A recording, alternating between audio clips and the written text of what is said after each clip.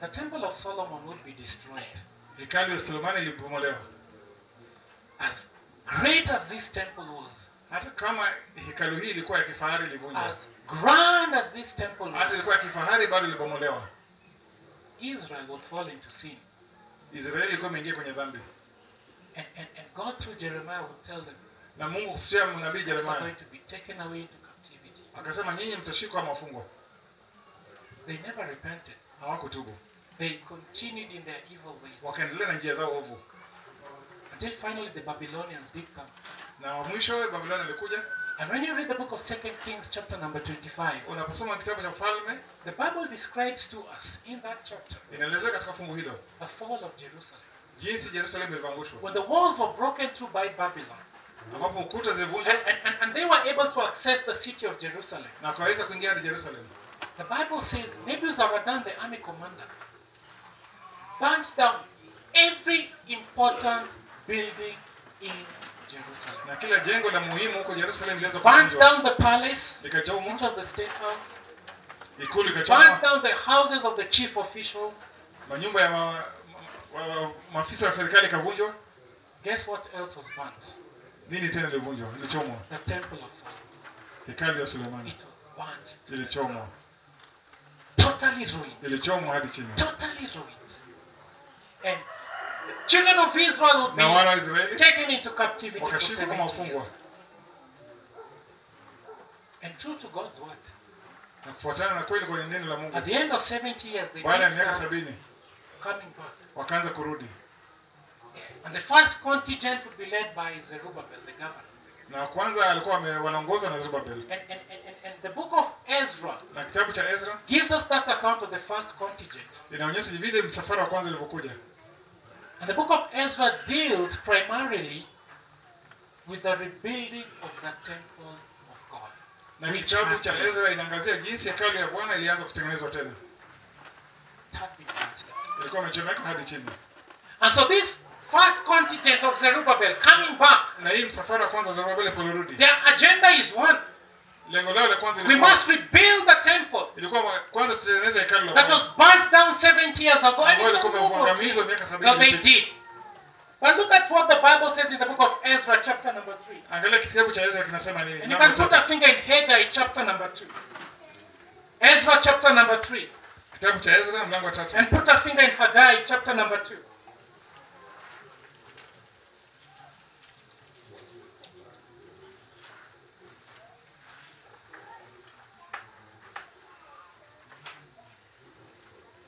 Ezra chapter number 3. Put a finger in Haggai chapter number 2. Haggai and Ezra are contemporaries. Actually, there are four.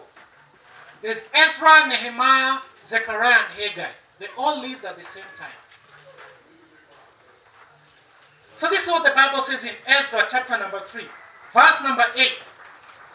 And in the second month of the second year after their arrival at the house of God in Jerusalem, Zerubbabel, son of Shealtiel, Joshua, son of Jozadak, and the rest of their brothers, the priests, and the Levites, and all who had returned from the captivity in Jerusalem, began the work, appointing Levites, 20 years of age and older, to supervise the building of the house of the Lord. And Joshua and his sons and brothers, and Kadmiel and his sons, descendants of Hodaviah, and the sons of Henadad and their sons and brothers, all Levites, joined together in supervising those working on the house of God.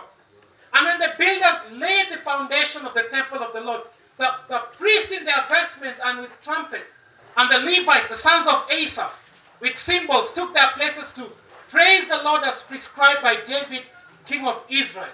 And with praise and thanksgiving they sang unto the Lord, He is good, and His love to Israel endures forever.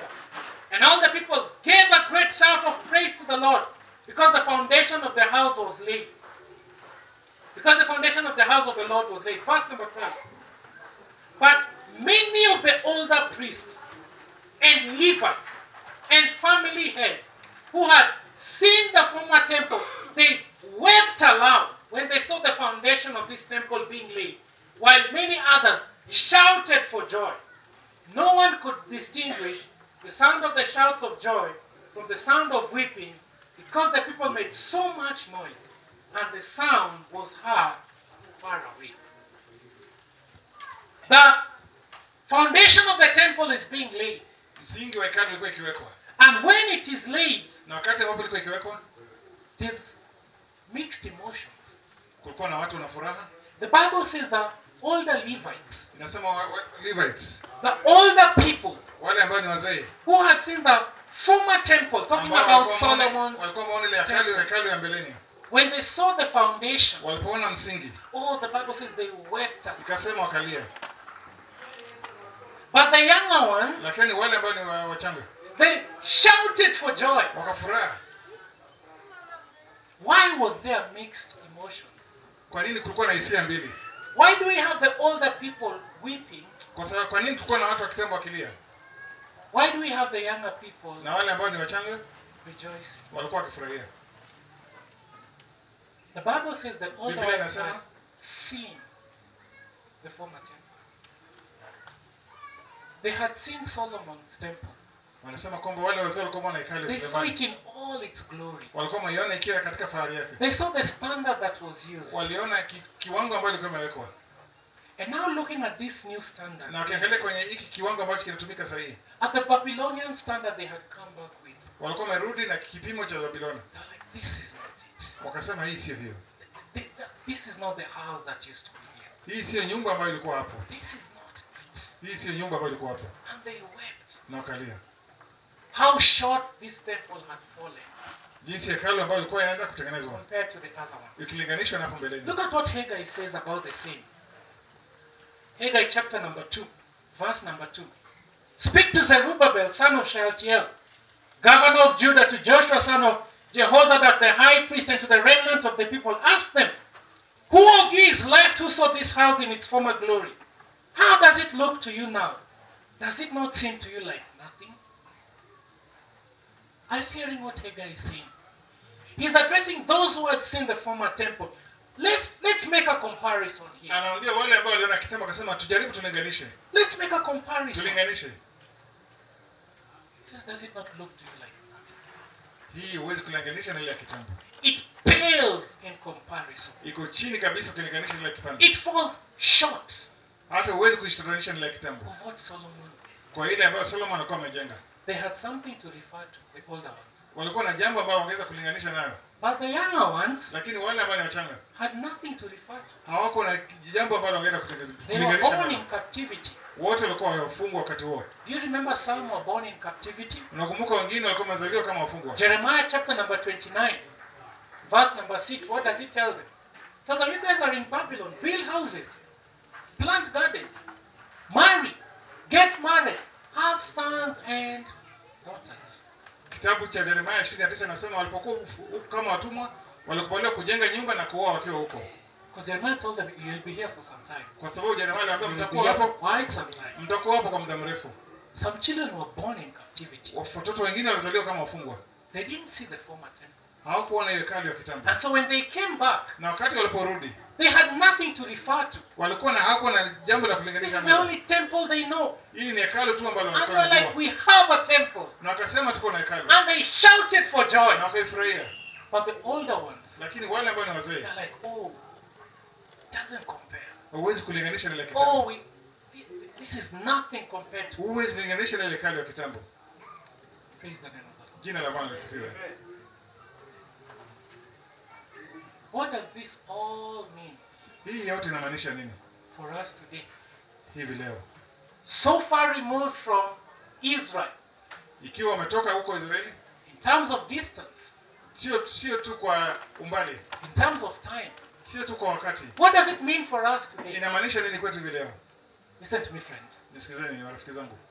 There's another temple being built Kuna hekalu lingine ambayo inajengwa right now, even as we speak. hata kama tunavyozungumza sasa. Jesus said in Matthew 16, Yesu alisema katika Mathayo 16, I will build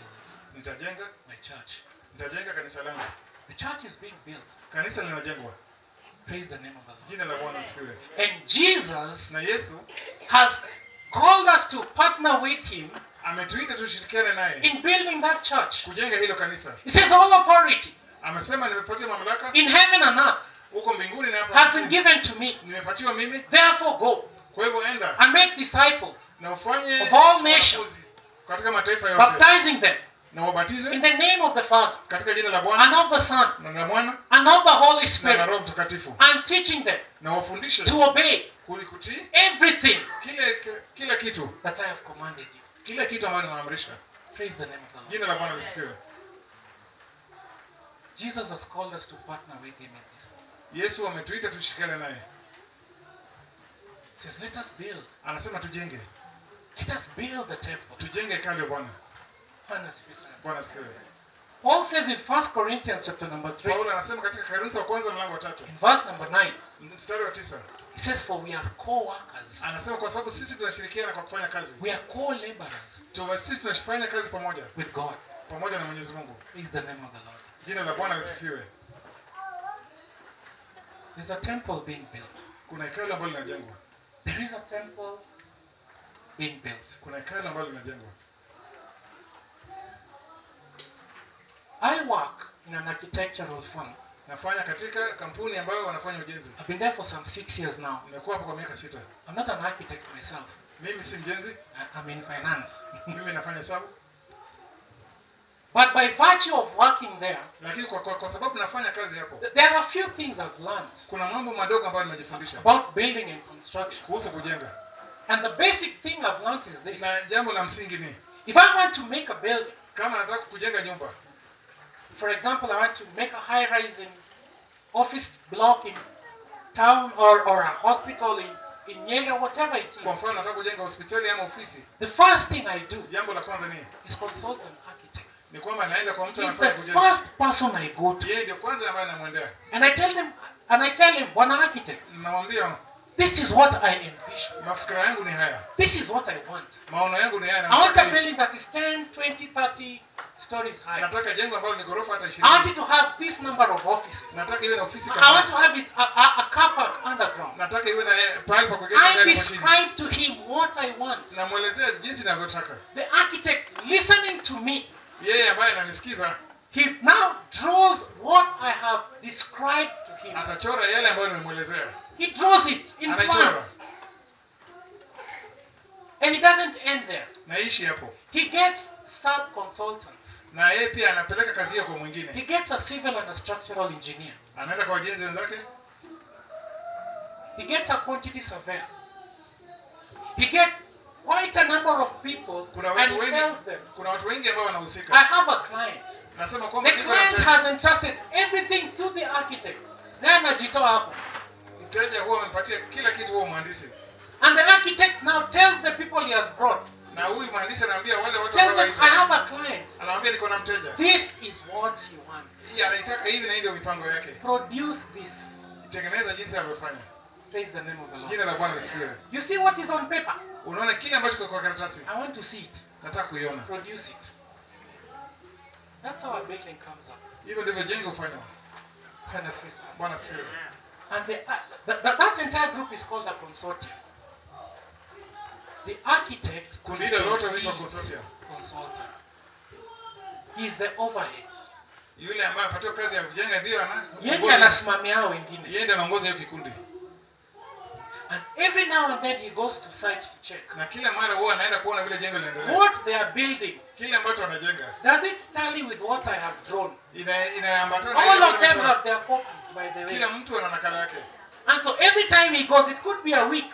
Kila wakati huwa anaenda hapo. It could be every 2 weeks. Huwa anaenda na wiki mbili. But he is faithful to go there. Lakini lazima aende. And he keeps checking. Na anaendelea akiangalia. Is this building they're making? Hii jengo ambalo wanatengeneza. Does it agree with what inaambatana na ile ambayo imechorwa hapo? Praise the name of God. Jina la Bwana asifiwe. It has to agree. Lazima ziambatane. If he finds any deviation, akiona kwamba ametoka kwa njia kidogo, tells them stop. Atawaambia simame. These are not the drawings I gave you. Hii sio mipango ambayo niliwapatia. This is not what I gave you. Hii sio michoro ambayo niliwapatia. Make it the way I itengeneze jinsi nilivyokupatia. Gave it to you. Until it meets the satisfaction of the architect. Hadi mimi mwenyewe That's where it continues. The architect is the lead consultant. Mjenzi ndio anaongoza hiyo kikundi.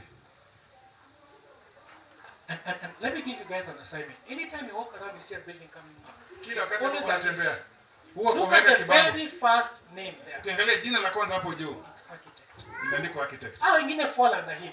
But the very first name is what? Architect. Because he's the lead. He has to ensure everything Lazima ahakikishe tallies kwamba kila kitu with the drawings inaambatana na mipango na michoro ambayo amepatiwa. all this way. Praise the name of God. Jina la Bwana lisifiwe. Jesus said, I will build my church. Yesu alisema atajenga kanisa langu. He has called us to partner with him. Ametuita ili tushirikiane naye. We are sub-consultants.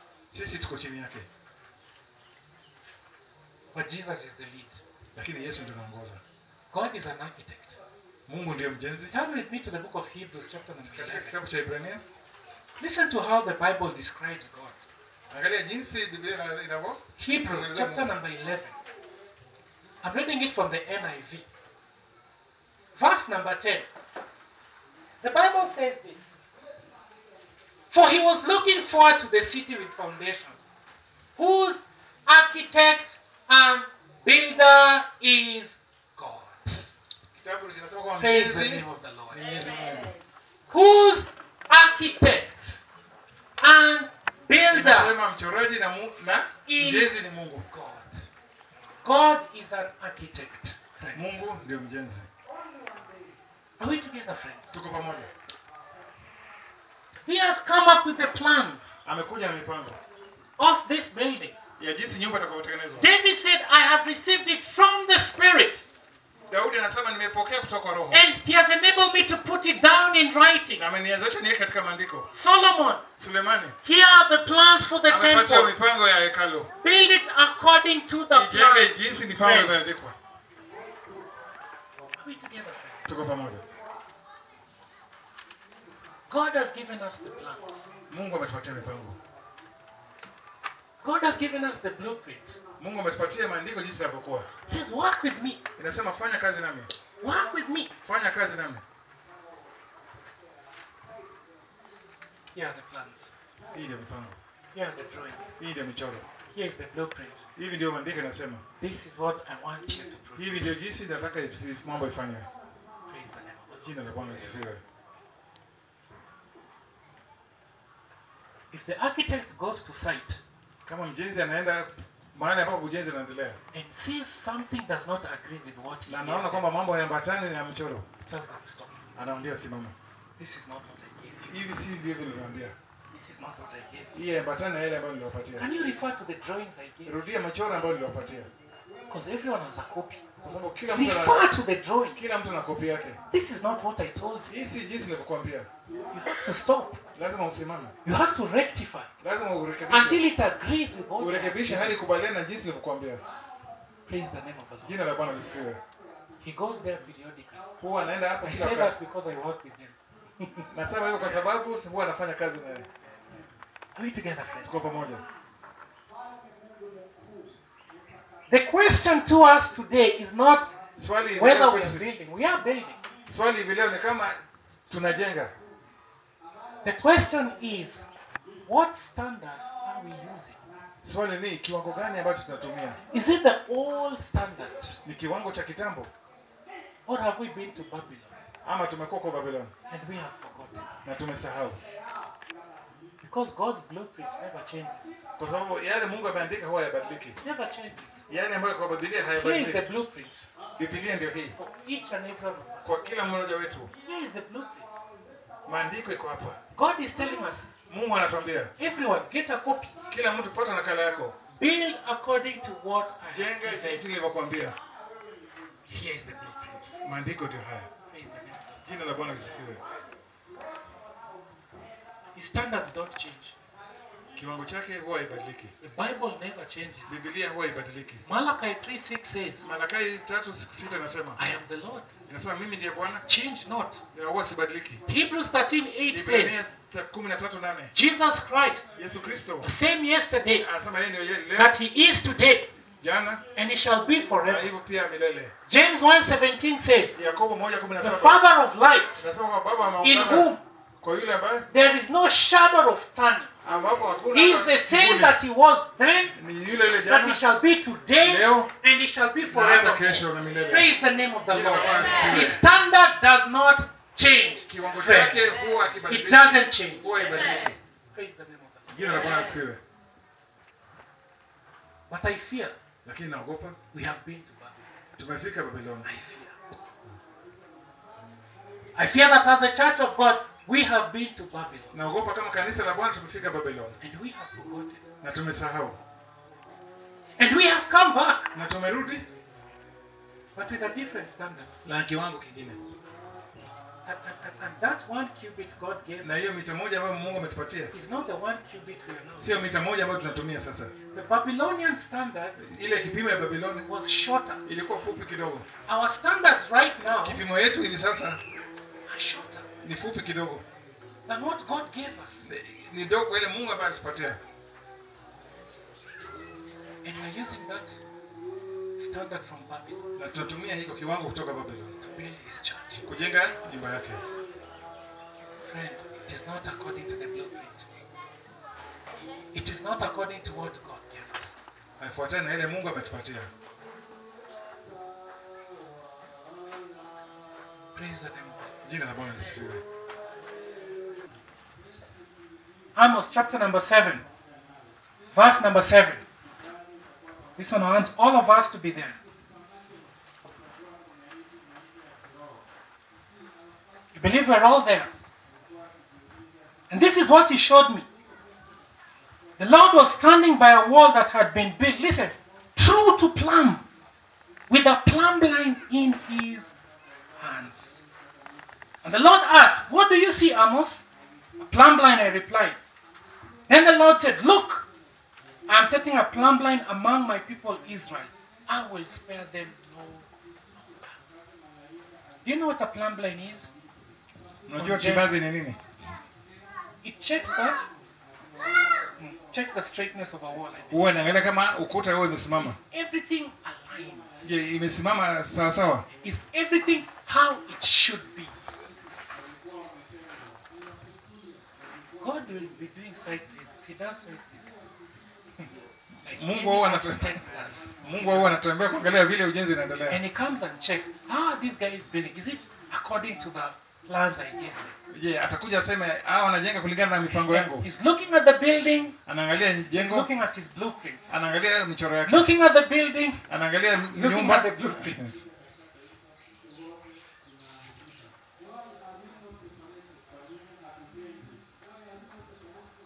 But he says, I'm coming at the plumb line now. Anasema kwamba nakuja na timazi. Check whether everything is aligned. Kuona kama kila kitu kiko sambamba. Everything is how it ought to. Je, inafuatana na michoro na maagizo yangu. And this is what he says. Na anasema hivi. I'm setting a plumb line among my people Israel. Naweka timazi kati ya watu wangu wa Israeli. Spare them no longer. Na sitawasamehe hata kidogo. No longer. Sitawasamehe tena. He has been patient enough. Amekuwa na subira ya kutosha. He has been patient enough. Amekuwa na subira ya kutosha. Look at the next verse. Angalia andiko mstari wa pili. Verse number 9. Mstari unaofuata wa 9. The high places of Isaac will be destroyed, and the sanctuaries of Israel will be ruined. You think you're building a church? Unafikiri unajenga kanisa? You think you're building a church? Unafikiri unajenga kanisa? He puts a plumb line and it's not a... You think you're building a church? Eka timazi. He says, I will ruin those sanctuaries. Anasema atavunja hilo kanisa. I will ruin them. Talivunja. Tuko pamoja wapendwa? Yes. Are we together, friends? Yes. What standard are you using? Ni kiwango gani ambacho tunatumia? Are you referring to the blueprint? Je, unatumika maandiko ambayo yako kwenye Biblia? Or have we been to Babylon? Ama tumefika Babylon? And we have come back. Na tumerudi. With new standards. Na kiwango kitofauti. The Lord help us. Mungu atusaidie. The Lord help us. Mungu atusaidie. Jeremiah 6:16 says, Jeremiah 6:16 nasema, stand at the crossroads. Look. It says, ask for the ancient paths. Ask for the old paths and walk in it. Doesn't say the new one. It says, ask for the old paths and walk in it. Jeremiah anasema angalia, uliza mambo ya kitambo na uingie ndani ujionee. And you shall find rest for your souls. Na roho yako itatulia. God help us. Mungu atusaidie. Father, we are blessed. We thank you. We bless your name. We thank you that your word says that all scripture is breathed of God. And that it is profitable for doctrine, for reproof, for correction and training in righteousness, that we men and women of God may be thoroughly equipped even unto every good work. Lord, how we receive this word and we examine ourselves. Your word asks us in 2 Corinthians 13, examine yourselves to see whether you are in the faith. How we ought to conduct this self-examination periodically, oh God. To look upon ourselves, our own lives that we are building. For your word says that we are the temple of the living God. Father, are we conducting our lives? Are we fashioning our lives according to the pattern that you have shown us in your word? Lord, you have given us the blueprint. And Lord, you are calling us to each and every day, each and every time to look at what we are building against what you have given to us as the plans for our life. We look at the church of Jesus Christ in this nation. And Lord, we cannot but question ourselves. Lord, are we adhering to the old standard? Are we doing it according to the blueprint that you have given us? Lord, with much shame in our faces, Lord, we say, how far short we have fallen. How far short we have used the Babylonian standard, which was always shorter than that of the nation of Israel. We look at our dress code. We look at our praise and worship, what we call praise and worship in churches today. Oh Lord, how it must grieve your heart. We ask that you forgive us, O God. Lord, you have warned us through your servant Amos that, Lord, you are now setting a plumb line against your people. You say you shall spare them no longer. Have mercy on us, O Lord. In the name of our Lord Jesus Christ. Father, we are reminded of the words of Paul, who says that each man be careful how he is building. Indeed, Father, help us to be so careful how we are building. That indeed the actuals shall align themselves, shall agree with the blueprint that you have given us, which is your very word. In the name of our Lord Jesus. We ask, Lord, let your word be the center of everything that is done in our lives and in the church. Let your word be our guide. Let it be our reference point, oh God. In the name of our Lord Jesus. Thank you for this church. Thank you for the welcome that they have accorded to me and my wife, and by extension to where I minister, O Lord. I ask that your blessing shall continue to rest upon this church, upon its leadership, upon the members of this church, O God.